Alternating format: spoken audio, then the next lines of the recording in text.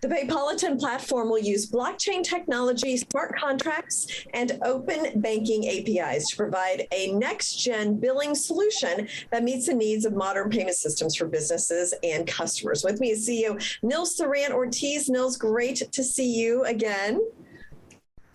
Hello, Jane. Thank you for having me again. So tell us more about Paypolatine for our audience who may not have seen some of the previous interviews. Right. So in a nutshell, Paypolatine is a payment app. It's, I would say, half Apple Pay, half MetaMask. You can connect your existing wallets and do crypto payment that you can download for free from Apple and Google Play. And you simply connect your existing wallets or bank accounts. For the time being, you can use it for crypto payments. And by end of the year, we will also add the cash payments. So you can simply use your smartphone, but there is no credit card in our system. So it's only debiting your existing bank account or your existing wallet. And last but not least, let's say you want to buy a laptop that's $500.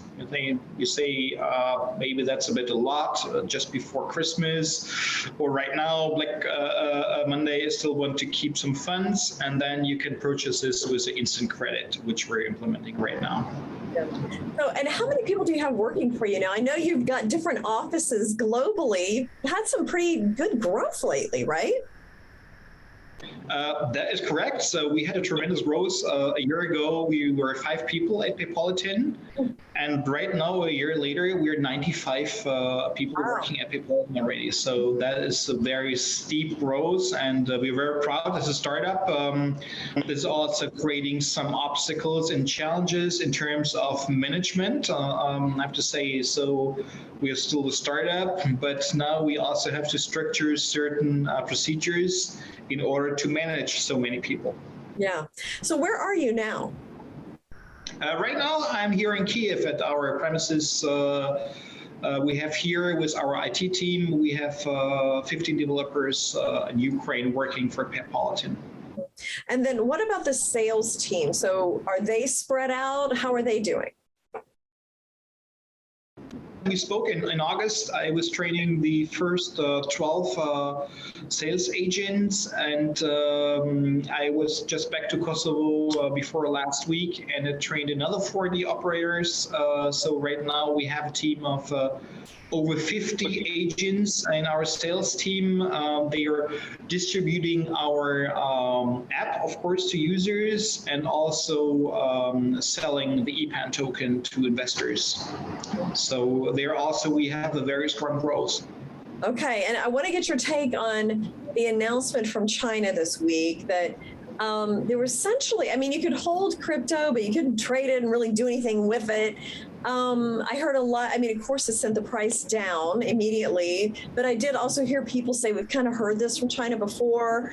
What's your take on the Chinese announcement? Well, it's not the first Chinese crackdown on crypto. We experienced that in 2017 already.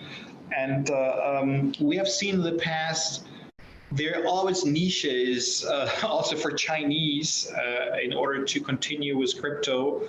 And crypto is decentralized. So China is a centralized state. So I hardly see how a centralized state can stop a decentralized solution. What will happen is all those miners and companies who did mining or crypto-related business in China, they will move to different jurisdictions like Hong Kong or Singapore eventually. So there was a reaction by the market, of course. We could see it in Bitcoin and Ether. They dropped shortly, but Ether, for instance, today, they're back to the 3,000s. So we have to monitor this, but in the past, we have experienced, if you look through the history of blockchain, there have been many measures by the Chinese government in order to control that movement, because the government, of course, wants to control anything financial sphere in China. But blockchain and crypto in itself, you cannot stop because, as I said, it's decentralized. Right. Very interesting. Well, it's as always, interesting times in this industry. So thank you so much, Nils, for coming, updating us, and giving us your perspective on what's going on in the cryptocurrency markets right now. Thank you very much, Jane, and glad to see you back on NASDAQ. Yeah, it's great to be back and look forward to having you here in the studio.